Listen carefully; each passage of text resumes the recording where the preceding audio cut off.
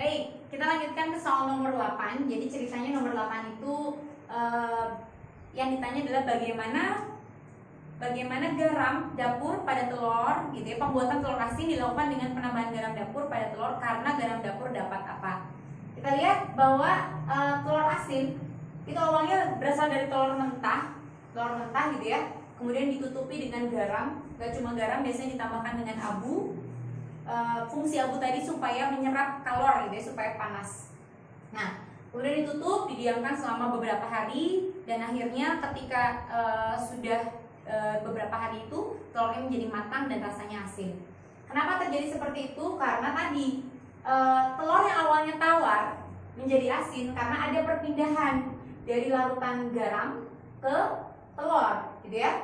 Yang kita tahu bahwa telur tadi ada cangkangnya, sehingga peristiwa ini kita sebut sebagai peristiwa osmosis, yaitu perpindahan larutan yang konsentrasinya rendah, hipotonis, ke larutan yang konsentrasinya tinggi atau hipertonis melalui suatu membran semipermeabel. Di sini cangkang telur inilah yang kita fungsinya sebagai membran semipermeabelnya. Kemudian si garam tadi yang sifatnya hipotonis pindah melalui cangkang telur tadi menuju telur. Jadi di sini telurnya sifatnya hipertonis gitu ya. Nah, sehingga lama-kelamaan telurnya menggumpal. Kenapa menggumpal? Karena telur itu di dalamnya itu partikel koloid yang kita tahu bahwa kalau ada efek pemanasan karena dia ditutup oleh abu kan sifatnya menyerap panas gitu ya. Dia lama-kelamaan akan mengalami proses yang namanya koagulasi atau penggumpalan, sehingga dia menjadi matang, menjadi mengeras gitu ya, dan rasanya menjadi asin karena ada proses osmosis. Sehingga jawaban yang tepat dari soal nomor 8, garamnya dapat masuk ke dalam telur secara osmosis. Jawabannya yaitu yang B. Nomor 9 dengan nomor 10 pun masih sama fenomenanya. Nomor 9 kita lihat, pertanyaannya adalah akar tanaman dapat menyerap air tanah kenapa? Jadi di sini akar tanaman menyerap air tanah.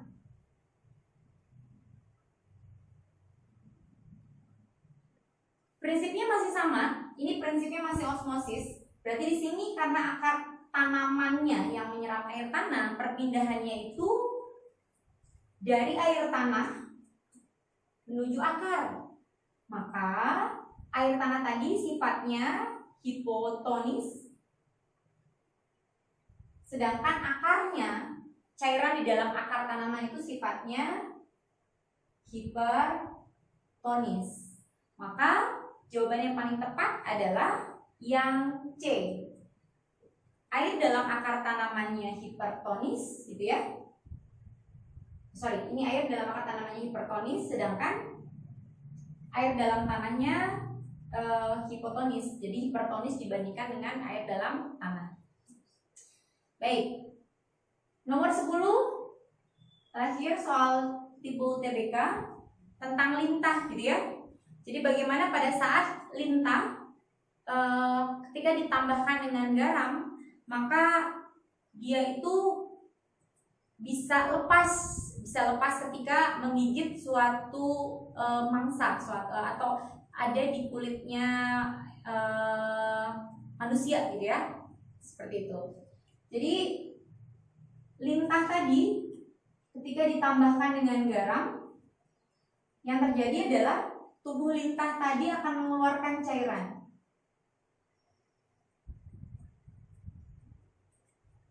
Kenapa mengeluarkan cairan?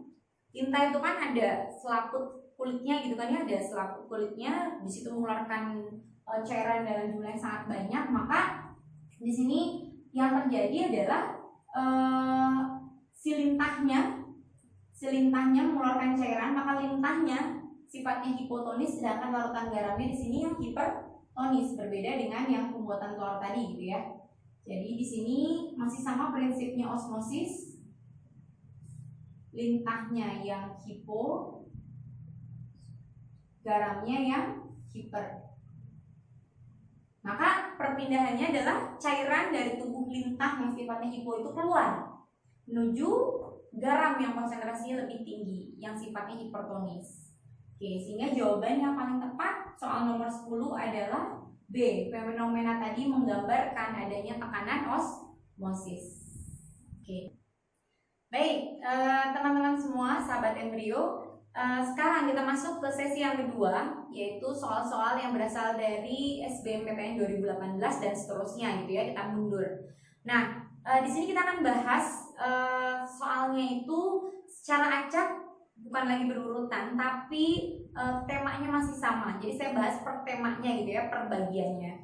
Kita akan bahas dulu mengenai soal-soal yang ada hubungannya dengan pH campuran. Baik, kita mulai yang pertama, pH campuran itu ada di soal nomor 11 gitu ya. Baik, ciri soal tentang pH campuran itu biasanya ada asam dicampurkan dengan basa, kemudian di akhir ditanyakannya adalah berapa pH larutannya. Seperti soal nomor 11 ya.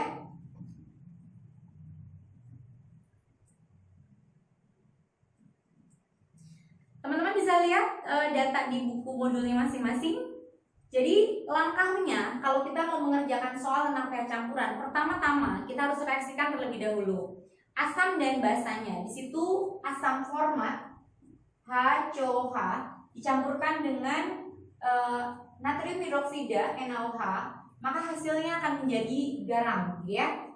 Oke, Na-nya pindah ke sini, H-nya bereaksi dengan OH-nya, sehingga hasilnya garamnya HCONA, natrium format gitu ya, ditambah dengan air H2O. Ini sudah setara karena valensi asam dan basanya sama-sama 1. Kita masukkan konsentrasinya. Di sini HCOH-nya 0,1 molar. Kemudian 150 ml, NaOH-nya 0,1 molar. Volumenya 100 ml. Baik, kita bikin sampingnya mula-mula reaksi sisa. Kalikan. Ini kalau kita kalikan maka akan dapatnya 15. Karena di sini mililiter, maka satuannya berubah menjadi milimol. Yang ini berarti 10 milimol. Baik. Karena valensinya sama-sama 1, maka yang paling kecil adalah 10. Dia yang turun 10, sampingnya juga sama, koefisiennya 1, sebelahnya sama. Di sini habis, ini sisa ya. Berarti 15 kurang 10 dapatnya 5, satuannya milimol. Yang ini mula-mula tidak ada, maka langsung terbentuklah 10 milimol. Baik, kalau kita lihat bahwa ternyata dari larutan tadi, ternyata di sini bersisa sebanyak 5 milimol, di mana di HCOH, sisanya di HCOH itu asam lemah gitu ya. Kenapa kita tahu asam lemah? Karena diketahui nilai Ka-nya. Nah, kalau di asam lemah, sisanya di asam lemah, maka kita gunakannya pakai rumus buffer atau larutan penyangga. Oke. Nah, karena asamnya lemah, maka buffernya pun buffer yang sifatnya asam. Rumusnya adalah konsentrasi H+ sama dengan Ka dikali konsentrasi asam lemah. Asam lemahnya adalah HCOH per konsentrasi garamnya HCONA. Baik, kita masukkan nilai K-nya di situ diketahui sebesar 2 kali 10 pangkat negatif 4. Kemudian HCOH-nya ini ya, kita masukkan 5. Satuannya udah sama kan, milimol, sebelahnya milimol. Baik, HCONA-nya adalah 10. Satuannya milimol. Kalau kita sederhanakan berarti ini 10 bagi 5, coret dapat 2 coret lagi ya, maka tersisa nilainya 10 pangkat negatif 4. Konsentrasi H+-nya 10 pangkat min 4, maka nilai pH-nya didapat sama dengan 4. Ada di option yang B.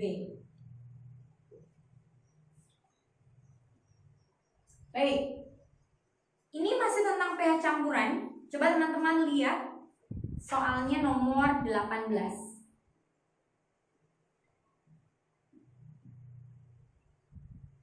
Nomor 18 di sini yang ditanyakan adalah masih sama tentang pH campuran juga, tapi reaksinya dietilamina direaksikan dengan larutan HCl. Oke, kita reaksikan dulu.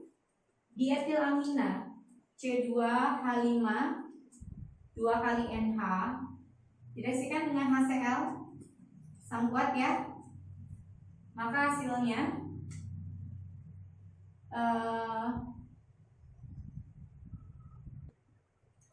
lanjut ke soal nomor 18 masih tentang pH campuran. Di sini reaksinya dirubah, ada dietilamina direaksikan dengan HCl asam kuat, maka hasilnya garamnya adalah C2H5 2 kali NCl ya. Jadi di sini produk sampingnya hidrogen ketemu dengan hidrogen, maka terbentuklah gas hidrogen.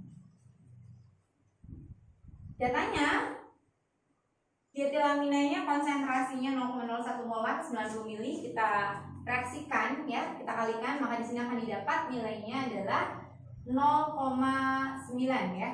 0,9 satuannya milimol. Oke. Yang ini sama ya. 0,9 satuannya milimol karena satuannya mililiter. Kalau kita lihat semua valensinya sama-sama 1, maka dua-duanya di sini turun ya. 0,9 garamnya juga terbentuk 0,9. Maka di sini habis tersisa di garamnya 0,9 satuannya milimol. Baik. Kalau seperti ini berbeda dengan soal nomor tadi ya, nomor 11.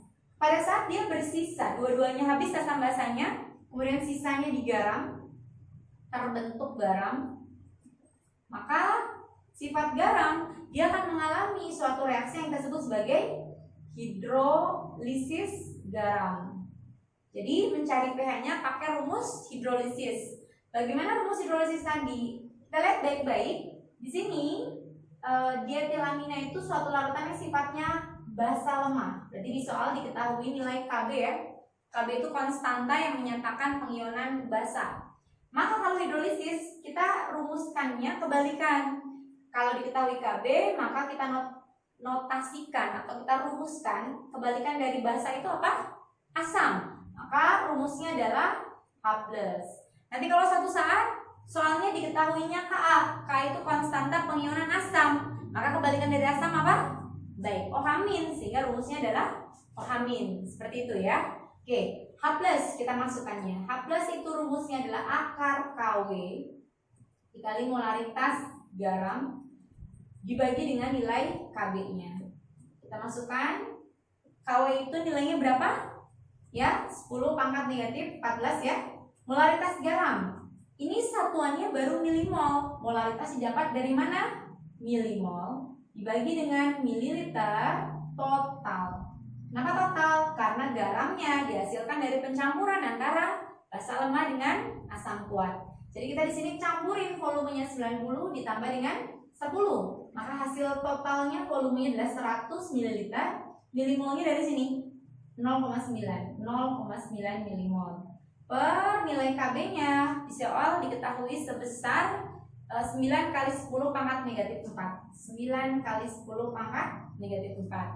Baik, kita coba sederhanakan. Coret. Ini min 14, min 1, maka negatif 15 ya. Negatif 15 di sini. Ini negatif 2 ya. Negatif 2, 10 pangkat min 2. Maka nantinya 15 dibagi min 2, 15 kurang 2 itu min 13 ya. Maka konsentrasi H+-nya di sini akar 10 pangkat negatif 13. Akar 10 pangkat min 13 sama dengan 13 bagi 2 ya. Berarti 10 pangkat negatif 6,5. Maka nilai pH-nya didapatkan 6,5. Jawabannya ada di option yang B. Baik, lanjut ke soal nomor 22. Nomor 22 itu pertanyaannya berapa volume larutan NH4OH yang harus ditambahkan untuk membentuk suatu larutan buffer dengan nilai pH-nya sama dengan 9 gitu ya. Maka kita lihat dulu nih. Ketika buffernya nilai pH-nya sama dengan 9, maka dia sifatnya apa? Sifatnya asam, basa, atau netral. Baik, dia sifatnya adalah basa ya. Maka kita simpulkan buffernya pun buffer basa, larutan penyangganya larutan penyangga basa. Nah, ceritanya di sini buffer basanya tersusun dari NH4OH, dia punya nilai Kb, maka kita sebut dia adalah basa lemah. Di sini diketahui NH4Cl itu apa? Oke, garam ya. Baik, sehingga kalau pertanyaannya volume NH4OH, maka kita gunakan dengan rumus apa nih? Baper basa. Baik, bagaimana rumusnya masih ingat? Oke, baper basa itu OH- didapat dari Kb dikali konsentrasi basa lemah ya. Basa lemahnya adalah NH4OH per konsentrasi garamnya yaitu NH4Cl. Oke, OH- ini dari mana teman-teman? Ya, dari sini ya. pH-nya 9. Maka kita rubah dulu menjadi pOH. Berapa nilai pOH-nya? 14 dikurangi dengan 9. Didapatnya berapa? 5.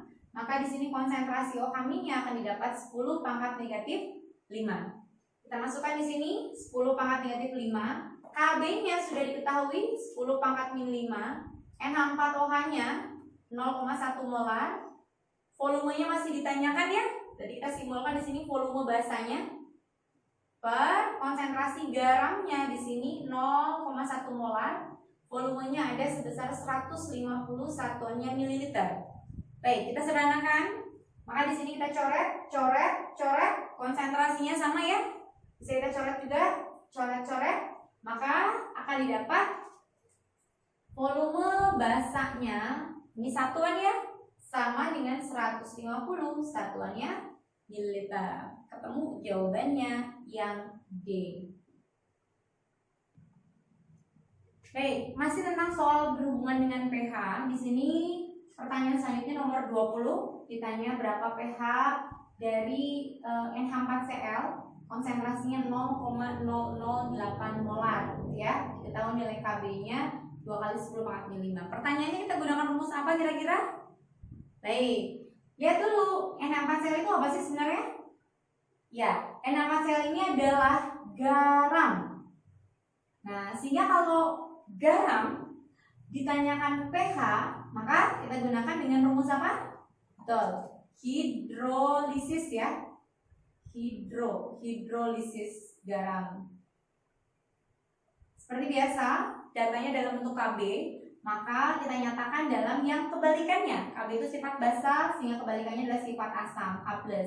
Rumusnya adalah akar Kw 10 pangkat negatif 14 dikali molaritas garam 8 kali 10 pangkat min 3 ya, per konsentrasi Kb-nya 2 kali 10 pangkat negatif 5.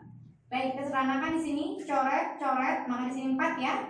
14 dengan 3 jadi 17 dikurangi 5 berarti ya 12. Maka di sini konsentrasi H+-nya adalah akar 4 kali 10 pangkat negatif 12, maka akan didapat 2 kali 10 pangkat min 6, sehingga nilai pH-nya akan diperoleh 6 min log 2. Ketemu jawabannya yaitu yang C. Oke, sekarang kita masuk ke sesi berikutnya. Kalau tadi soal-soal yang berhubungan dengan pH, terutama pH campuran gitu ya, kita akan bahas soal yang ada hubungannya dengan reaksi. Biasanya tipe soal ini sering muncul di soal-soal ujian mandiri. Ada di soal nomor berapa saja? Kita lihat yang pertama di soal nomor 12. Oke, yuk teman-teman sambil lihat modulnya ya. Nomor 12 ini inti pertanyaannya adalah berapa konsentrasi ion yang paling besar pada saat kesetimbangan. Jadi fokus ke pertanyaan. Konsentrasi ion yang terbesar, jangan lupa kondisinya ada saat kesetimbangan. Baik, jadi kita mulai dulu dengan yang diketahuinya ya. Di situ reaksinya campuran antara NaOH dengan asam sitrat. Jadi kita reaksikan dulu seperti biasa, seperti pH campuran. Asam sitrat di sini rumusnya H3C6H5O7 direaksikan dengan NaOH. Hasilnya menjadi natrium sitrat ya, garam. Satu atom hidrogen ini akan digantikan oleh natrium, sehingga berubahlah menjadi NaH2C6H5O7 plus H+ yang lepas berikatan dengan OH- terbentuklah air H2O. Baik, di sini datanya ada 100 ml 0,1 molar. NaOH-nya juga sama ya, 100 ml 0,1 molar. Maka sampingnya kita bikin M mula-mula, R reaksi, S sisa. Baik. Di sini kita masukkan, maka mula-mulanya di sini ada berapa? 10 ya. Satuannya milimol. Yang ini 10 juga, satuannya milimol. Maka di sini turun ya. 10, di sini juga 10, di sini 10, habis, maka turunlah terbentuk garam sebanyak 10 milimol. Nah, tadi karena terbentuk garam, maka garam tadi akan mengalami hidrolisis ya. Garam akan terhidrolisis. Oke. Ketika garam akan mengalami reaksi hidrolisis, kita fokus di sini. Garamnya siapa? Garamnya adalah si natrium sitrat, NaH2C6H5O7. Baik. Garam tadi ketika dihidrolisis, hidrolisis itu artinya reaksi dengan air ya. Pertama-tama dia akan terurai dulu, terion menjadi kation dan anionnya. Kationnya adalah Na+, sedangkan anionnya yaitu H2C6H5O7-, gitu ya. Baik. Sehingga di antara dua ion garam tadi, pertanyaannya mana yang akan mengalami reaksi hidrolisis? Ingat, hanya ion yang sifatnya lemah yang akan bereaksi dengan air, gitu ya. Makanya hidrolisis garam itu ada dua sifatnya, ada yang parsial, sebagian, ketika salah satunya lemah, asamnya yang lemah atau basanya yang lemah. Yang kedua adalah hidrolisis total, dua-duanya lemah. Jadi garam tadi berasal dari asam lemah dan basa lemah. Maka kalau dua-duanya sifatnya kuat, asam kuat sama basa kuat, tidak terjadi yang namanya hidrolisis. Oke. Nah, kita tahu bahwa Na+ ini berasal dari NaOH, berarti sifatnya kuat, basanya gitu ya. Sedangkan ini asam sitrat ya, karena dia punya data nilai Ka, sehingga asamnya disebut sebagai asam lemah. Maka reaksi hidrolisisnya akan menjadi ionnya H2C6H5O7- direaksikan dengan air H2O, gitu ya. Dan reaksi hidrolisis ini berlangsung secara kesetimbangan. Baik, teman-teman, air itu kan sebenarnya H+ dengan OH- ya. Oke, kalau kita perhatikan, lihat baik-baik. Di sini asam sitratnya kan muatannya negatif. Negatif itu akan diserang oleh muatan positif, sehingga dia akan menyerang yang negatif. Maka yang terlepas adalah muatan negatifnya, yaitu OH-nya. Sehingga hasilnya adalah kembali ya, ionnya berubah menjadi apa nih? H+ menjadi asamnya. Betul. Berarti H3C6H5O7 balik lagi ke asam sitrat. Produk sampingnya adalah OH-. OH- seperti itu. Ini minus nih, biasanya wujudnya aqueous, airnya liquid, asamnya aqueous juga gitu ya, ionnya aqueous. Nah, sehingga kira-kira kalau sudah didapat nih, reaksinya sudah setimbang, maka jawaban yang paling tepat yang mana? Ya, jawabannya adalah OH-. Kenapa OH- di sini? Karena OH- sebagai produk. Kita tahu bahwa produk itu konsentrasinya terus-menerus dia akan selalu semakin bertambah. Jadi ion yang konsentrasinya terbesar saat kesetimbangan adalah OH-. Optionnya ada di option D. Nah, soal selanjutnya masih berhubungan dengan reaksi, ada di soal nomor 17. Pertanyaannya adalah berapa konsentrasi H3O+ saat penambahan HNO3 sebesar 0,01 molar jika diketahui reaksi kesetimbangan sebagai berikut.